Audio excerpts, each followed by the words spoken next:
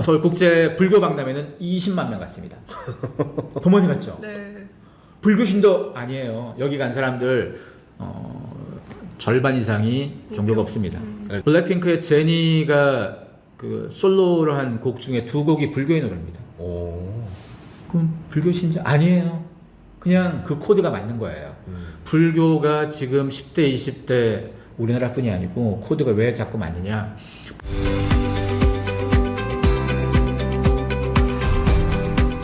그럼 말씀 쭉 들어보면 결국에는 완전 전문직 그리고 블루칼라 중간은 AI가 대체한다. 근데 이 세상에는 대부분 평범한 사람들이 훨씬 더 많잖아요. 그렇죠? 그럼 그 사람들은 도대체 어디서 경쟁력을 찾아야 돼요? 그렇죠. 이런 문제가 어렵죠. 네.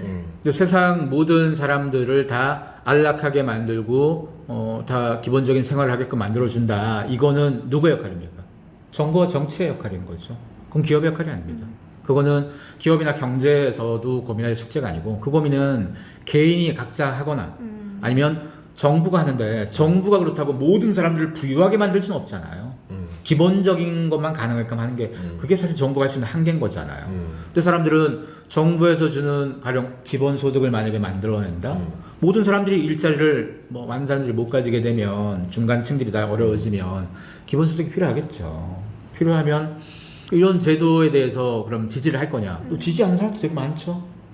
이런 재원도 어디서 확보합니까? 누군가가 번 돈에서도 세금으로 나가야 될 텐데 수많은 사람들이 놀랍게 자기 일자리를 가지지 못할 건데도 자기가 언젠가는 돈 벌지 몰라가지고인지 세금 되는 거에 또 굉장히 좀 두려움을 가지는 사람도 있어요.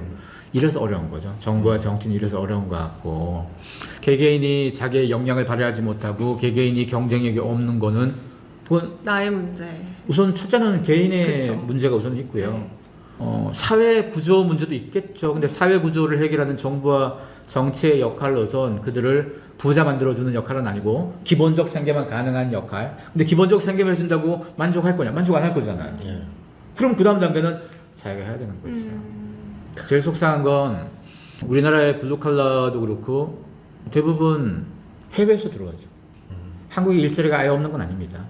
사람들이 갖고 있는 일자리의 눈높이가 굉장히 높아져 있죠, 지금. 연봉 한 5, 6천을 다들 바라고 있어요. 근데 연봉 5, 6천 주는 신입의 일자리는 소수죠. 그쵸.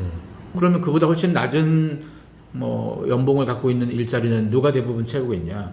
아시아에서 대부분 들어왔잖아요. 여러 나라에서. 그러면 그 사람들은 아메리칸 드림이 아닌 코리안 드림을 꿈꾸면서 여기 왔고 그분들이 여기서 돈을 벌고 나중에 그 돈 가지고 자국에서 또 뭔가 기회를 만들어낼 거고 현재 시점에서 20대만 보면요. 현재 한국의 20대와 아시아 한국에서 일하러 온 20대라고 보시면 처지를 보자면 한국의 20대가 엄마 아빠가 돈도 주고 할 거니까 더 윤택해 보이죠. 근데 이 사람들의 한 10년 후, 20년 후로 보자고요.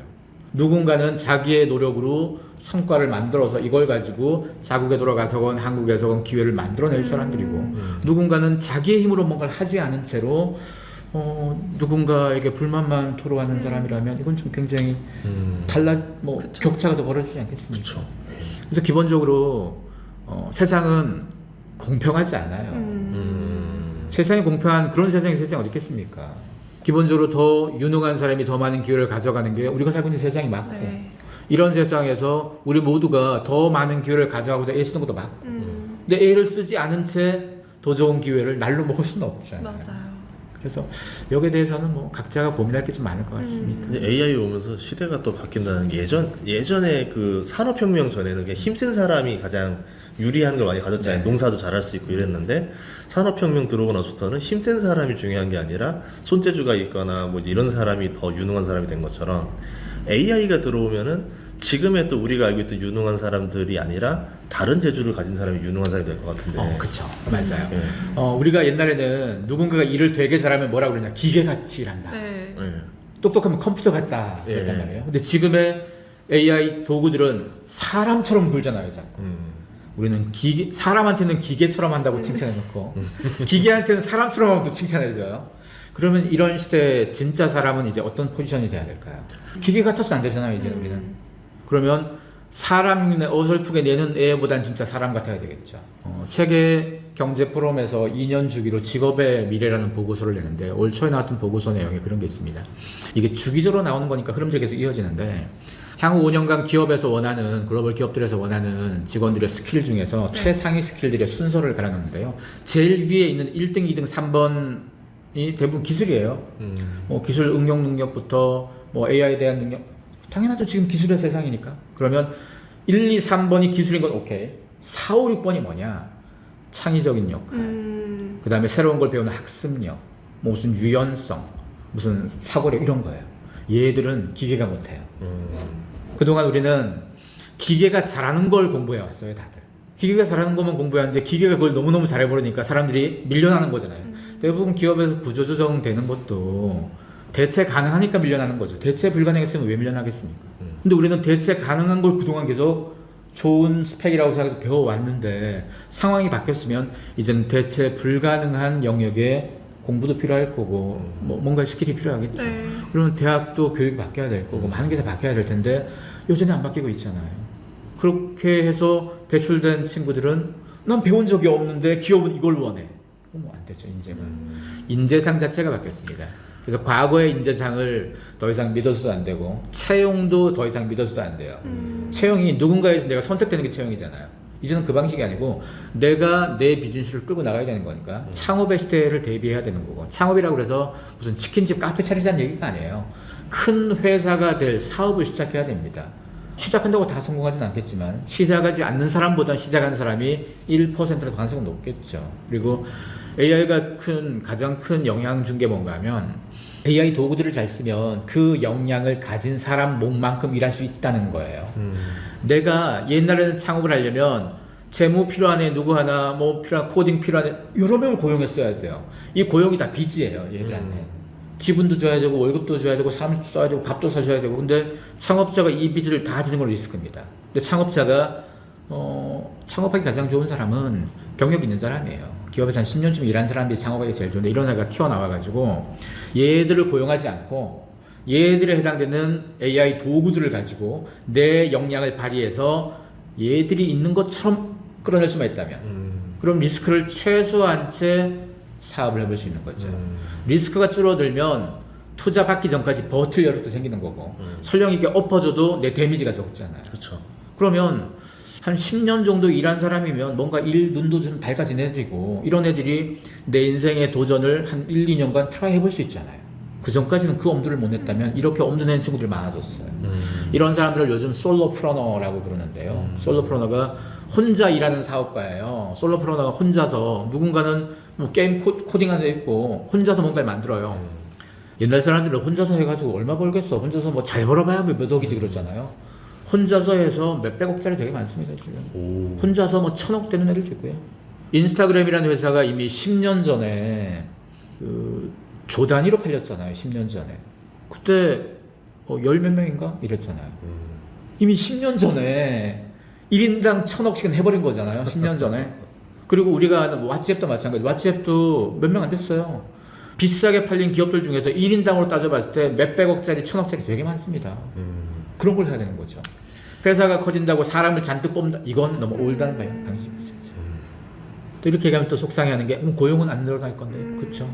그래서 고용의 시대가 아닌 창업의 시대라고 얘기하는 건 거고. 창업의 시대. 그럼 고용 안 되는 사람들은 수많은 백수는 어떡하냐? 그래서 사실 기본소득이라든가 복지가 더 필요한 거고. 그래서 그런 복지를 잘해주는 정부가 필요한 거기도 하고요. 예전에는 농업 시절에서 산업혁명 생기면서 제조업으로 농사는 누가 짓냐 이랬는데 또 이제 농사 생산량도 같이 늘어나면서 그쵸. 또 산업혁명이 생기고 그 사람들 대상으로 자영업자들이 생기면서 또 이렇게 됐었고 거기서 정보화 시대 되면 다 인터넷이 다 하는데 또 그럼 제조업 망하는 거 아니야 했는데 또 새로운 사업도 생기면서 그러니까 생산성이 계속 올라가면서 그쵸. 사람들이 뭔가 더 이제 기본적인 먹고 자는 거 문제를 해결되니까 다른 거를 더 도전해보는 사업들이 생겨날 수도 있지 않을까 싶긴 해요. 맞습니다. 네. 그래서 사실은 자영업이 힘든 게 뭔가 하면요. 옛날에는 동네에서 사 먹는 게 많았잖아요. 사던 게. 대부분 온라인으로 넘어갔잖아요. 예. 그랬으면 그렇게 파는 업종들은 온라인한테 지는 애들을 빨리 접어야 되겠죠. 근데 붙잡고 있는 사람들 여전히 많죠. 그리고 사람들 요즘 술 잘 안 먹죠. 회식 안 하죠. 맞아요. 그러면 술 장사는 더 이상 안 망해가 아니고 술 장사 많이 망합니다. 주류 업계 술 수업이 계속 줄고 있어요. 그러면 접어야 되겠죠, 그것도. 지금에 맞는 거. 제가 계속 경험 사치를 강조했잖아요. 그러면 경험을 충분히 잘 시켜줄 수 있는 공간들은 수요 계속 늘어난다는 건 거고, 우리나라에서 그 도서 전시회도 그렇고 국제도서전 15만 명 갔습니다. 왜 15만 명이 갔느냐? 15만 장밖에 없어요, 티켓이. 총량이 15만 장에서 15만 명 간 거야. 와. 16만 장에서 16만 장 갔겠죠. 엄청 많이 왔네요. 엄청 많이 갔죠. 3일 동안. 서울 국제 불교 박람회는 20만 명 갔습니다. 더 많이 갔죠. 네. 불교신도 아니에요. 여기 간 사람들 절반 이상이 종교가 없습니다. 네. 블랙핑크의 제니가 그 솔로로 한 곡 중에 2곡이 불교의 노래입니다. 오. 그 중에 젠이라는 노래가 있는데 젠이 우리가 선불교하는 선 있잖아, 선. 선불교의 선이 일본을 통해서 미국으로 건너 그게 발음이 젠이 된 거거든요. 제니는 이름 자체에 이미 젠을 달고 있잖아요. 이름 자체. 그러니까 자연스럽게 불교 코드를 가지고 음악을 만들었는데 그럼 불교 신자 아니에요. 그냥 그 코드가 맞는 거예요. 불교가 지금 10대, 20대 우리나라뿐이 아니고 코드가 왜 자꾸 맞느냐? 불교는 포용성이 굉장히 강해요. 맞아요. 근데 얘들은 품어주고 조개 중에서 일도 주고 아예 공명도 이름도 내주고 주잖아요. 그쵸? 거기다가 그 사회에는 소외된 약자들이 많이 있습니다. 약자들이 뭐 성소수자도 있고 이렇게 수많은 약자들이 있죠. 수많은 약자들은 힘이 없죠. 힘이 없는데 이런 약자들이 하는 행사나 모임 가면 누가 꼭 오느냐? 불교는 꼭 옵니다. 어떤 행사를 가도 불교는 가요. 가서 아무것도 안 해요. 그냥 품어줍니다. 다른 종교 그렇지 않잖아요. 다른 종교는 입맛에 따라서 요거는 막 욕하고 불교는 그게 없어요. 그리고 절에 갈 때 자 신도입니까 아닌가 검사에 들어온 거 아니잖아요. 누구나 막 들어올 수 있잖아요. 그들은 기본적으로 다 열려 있어요. 그 어떤 종교가 이렇게 여러 군데 없잖아요. 그러다 보니까 자연스럽게 종교 중에서도 불교는 종교의 느낌보다 문화의 느낌이 훨씬 나요. 그리고 마인드풀리스라는 거 있잖아요. 네. 명상. 마인드풀리스의 출발이 선불교에서 시작된 거예요. 그러니까 일본을 거쳐서 들어간 불교가 미국으로 건너가서 샌프란시스코로 들어가서 샌프란시스코에서 확산된 게 바로 명상이고 스티브 잡스도 옛날에 거기에 침투했던 사람이고 실리콘밸리에서 명상도 되게 좋아하잖아요. 마인드풀리스. 예. 자연스럽게 문화적 코드가 연결된 거예요. 거기다가 국립중앙박물관 많이 가죠. 국립중앙박물관이 전 세계적으로 따져봐도요. 전 세계 사람들이 제일 많이 가는 박물관이 어딜까요? 우선 루브르. 예. 루브르 상위권 들어가겠죠. 예. 그다음에 영국 박물관. 대형 박물관. 그렇죠. 예. 상위권 들어가겠죠. 예.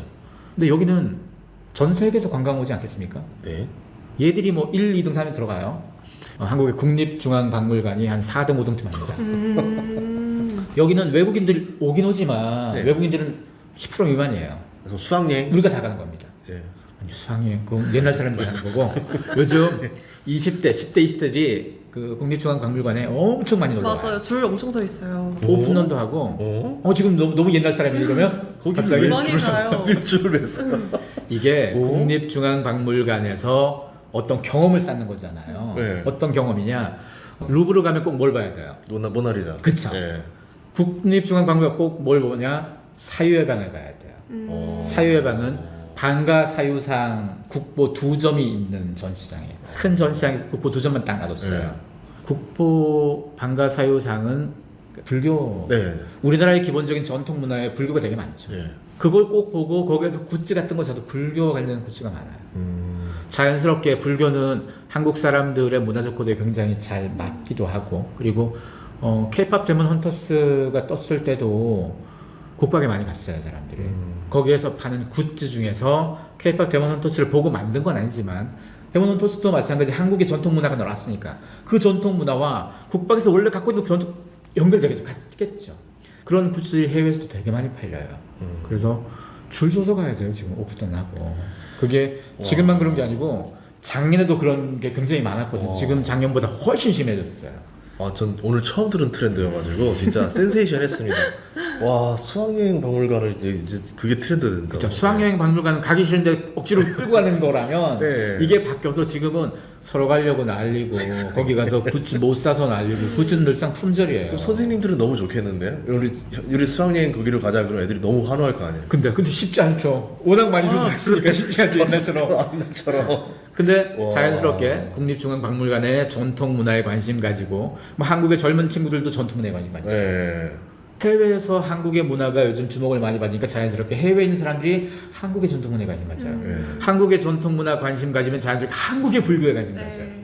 불교가 뭐 시작은 뭐 인도에서 시작돼서 전 세계 이렇게 나갔지만 나라마다 좀 느낌이 좀 다 달라요. 다르죠. 옷도 네. 다르고 사원도 다 다른데 한국적 느낌, 산 속에 있고 이게 또 잘 지금 받아들일 수 있는 코드가 된 거라서 이런 것들이 다 합쳐지니까 또 새로운 문화가 되고 경험치가 되는 건 거죠. 그러면서 불교가 다시 주목받고 있어요. 요즘에 그것도 있대요. 절에서 그 소개팅 만남에 주는 그건 봤어요. 네. 그런 나는 것도 절로. 있고. 맞아요. 나는 솔로에 빗대서 나는 절에서 그렇게 그리고 이제 템플스테이도 외국에서도 되게 많이 맞아요. 오고 하더라고요. 불교가 우리나라의 종교 중에서 그런 리서치가 있어요. 한국 리서치에서 하는 조사 중에 보면 종교는 호감도 호감도 제일 높아요. 제일 높고 기독교는 제일 낮은 축에 속하고. 근데 하여간 기본적으로 10대, 20대, 30대들 사이에서 불교는 종교라는 느낌보다 문화에 훨씬 가까운 느낌이어서 더 쉽게 받아들여요. 종교가 뭐 없는 사람이나 다른 종교의 사람들 입장에서는 저게 종교로 느껴지면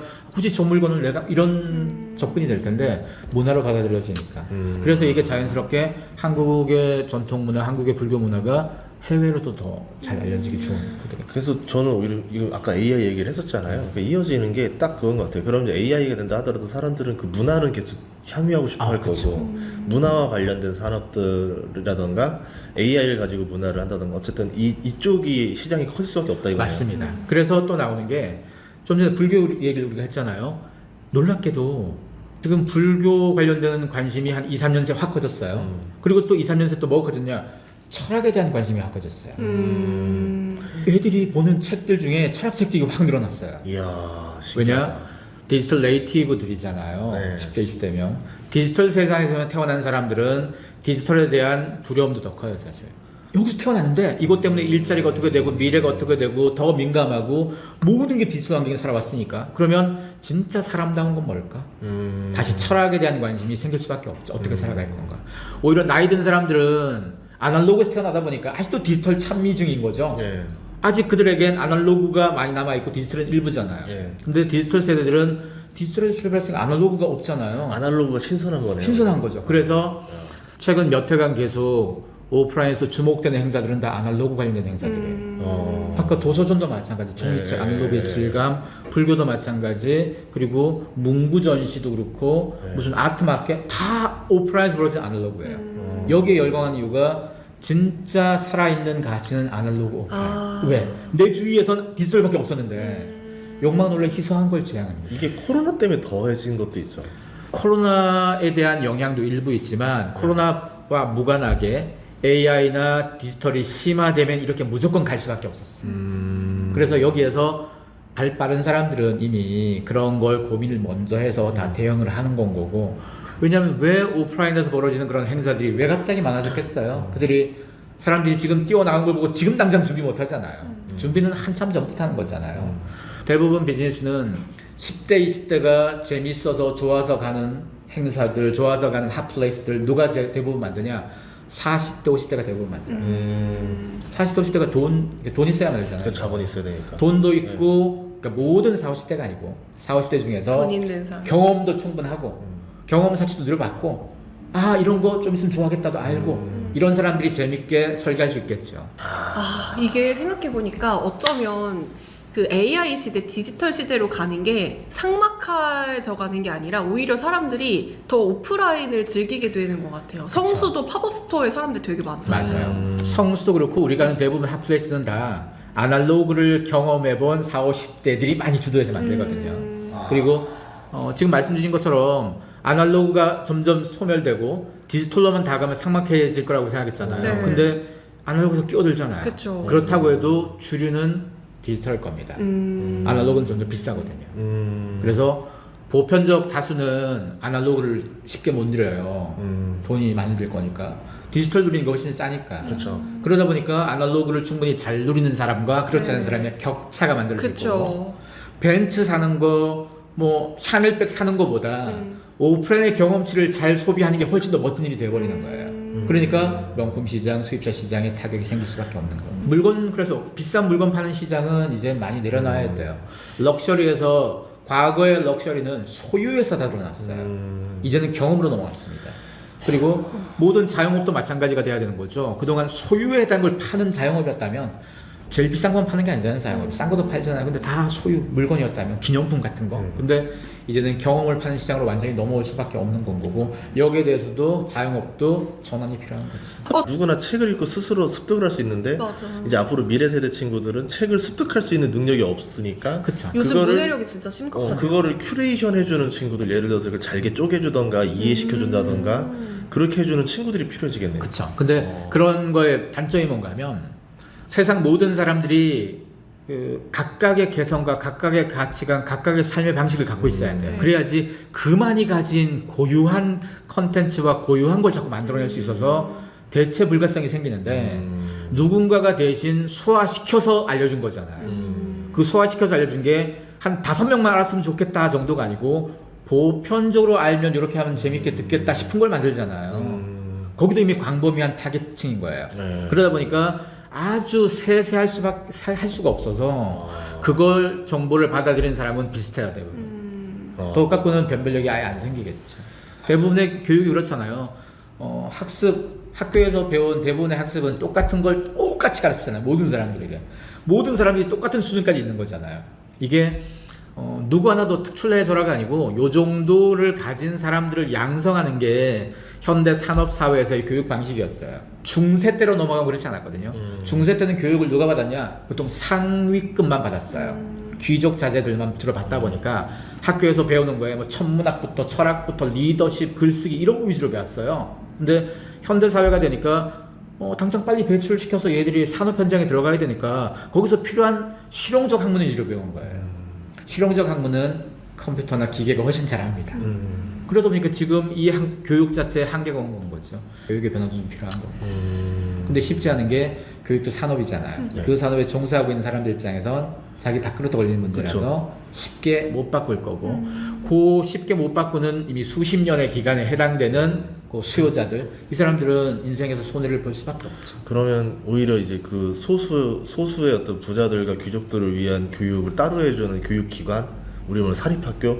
근데 사립학교도 그 국가에서 교육과정 안 따라가면 예산이 없으니까 아예 예산도 안 받는 또 그런 학교들 이런 그렇죠. 게 그런 학교도 있겠지만 그런 학교 말고도 이미 예. 집에서 각각 부모들이 네. 아이의 미래에 대한 고민이 얕을수록 남들 가는 길을 가려고 그래요. 얕을수록 공부 잘해서 의대 가라 요거밖에 안 하고. 근데 부모들이 갖고 있는 인식 수준도 높고 또 계획이 많으면 많을수록 우선 한국에 좋은 대학 보낼 생각 자체가 아예 없고 해외로 보내서 스펙을 쌓아두는 게 아니고 거기서 자기 길을 찾게끔 자꾸 유도를 해줘요. 물론 의사가 좋은 직업이죠. 의사가 좋은 직업이고 돈도 잘 벌죠. 근데 영원히 그러겠냐. 의사가 아무리 돈을 잘 벌어도 만약에 공대 나와서 창업을 잘해서 이건 인류의 삶도 바꿀 수 있는 데다가 돈 버는 사이즈도 말도 안 되게 크죠. 뭐 빅테크에 잘 나가는 창업자들은 이미 기본 단위가 조 단위로 시작되는 거잖아요. 의사 병원 차려가지고 조 단위 버는 사람은 사실 없잖아요. 그쵸. 잘 벌어봤자 뭐 이 한계가 있으니까. 그래서 어떤 삶을 살 거냐 인생에 있어서 그리고 이미 집에 대부분 돈이 있는 사람들의 출발점하고 대대로 물려서 돈이 많은 사람을 올드머니라고 그러는데요. 대대로 돈이 많은 사람들은 그러면 좋은 대학 가서 좋은 데 취직해서 열심히 해서 아파트 사고 이거 하려고 인생을 살겠어요? 안 그러겠죠. 이미 돈은 충분히 있고 이미 집도 충분히 좋은 거 있고 내가 노력하지 않으면 갖고 있는 돈이 있으니까 내가 인류에 어떤 거 한번 기회해볼까? 아니면 내가 어떤 사업 벌려서 세상을 바꿔볼까? 내가 판도를 어떻게 한번 바꿔볼까? 우리 가문을 어떻게 한번 키워볼까? 이런 분들 더 많이 하지 않겠습니까? 아니면 내가 예술을 좋아하면 그래 내가 예술 세계에서 아주 깊이 들어가서 내가 번 돈으로 세계에서 굉장히 유명한 작품 내가 한번 가져볼까? 이국리를 하는 사람의 세계하고 열심히 공부해서 대학 가서 취직해서 돈 벌어 이국리하고 세계가 다르잖아요. 달라지네요. 그래서 적어도 대학 가는 게 관성적으로 많이 갔잖아요 우리가. 네. 근데 관성적으로 가는 걸 이미 뭐 부자들이나 상위층 중에서는 10년, 20년 전부터 브레이크를 잡았어요 벌써 한참 전부터. 근데 아직도 안 잡는 사람들이 여전히 많고 지금 아무리 좋은 국내 대학을 나와본들 뭐 미래가 뭐 보장되는 게 없잖아요. 그나마 보장되는 게 의사니까 의사 쪽으로 다 몰려가는 건 거고 그 의사들도 앞으로도 계속 지금 지위가 유지될지는 미지수잖아요. 사실 라이프 트렌드 2026년에 예.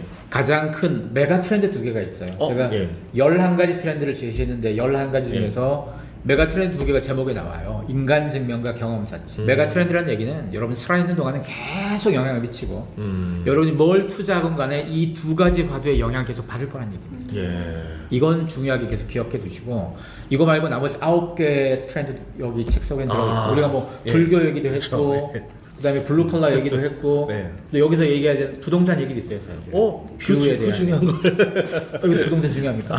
부동산 굉장히 중요한 변화가 예. 하나 생겨서 오. 뷰가 가지는 변화가 부동산과 주거 환경이 어떻게 바뀌어질지에 대한 거고 그다음에 소비에서의 예. 실용주 세대가 어떻게 등장해서 이게 소비에서 끝나지 않고 정치도 마찬가지. 거기다가 연애하지 않는 사회가 어떤 식으로 소비를 만들 건지도 있고 이 다양한 화두들을 한번 책 속에서 보시면 됩니다. 책에서 정말 궁금한 내용들이 많이 있으니까 여러분들이 좀 구입해 주시면 좋을 것 같고요. 이 더보기에다가 제가 링크를 남겨두도록 하겠습니다. 여러분들 저자님 이야기 많이 봐주시면 좋을 것 같고 이게 2026이라는 뜻은 매년 나온다는 뜻이잖아요. 네. 예. 14년째 나오고 있어요. 예, 그 다음 해에는 또 주제가 뭐로 바뀔지 또 이게 또 궁금합니다. 또 오늘 너무 출연해서 고맙습니다. 감사합니다. 네, 고맙습니다. 예, 고맙습니다. 예.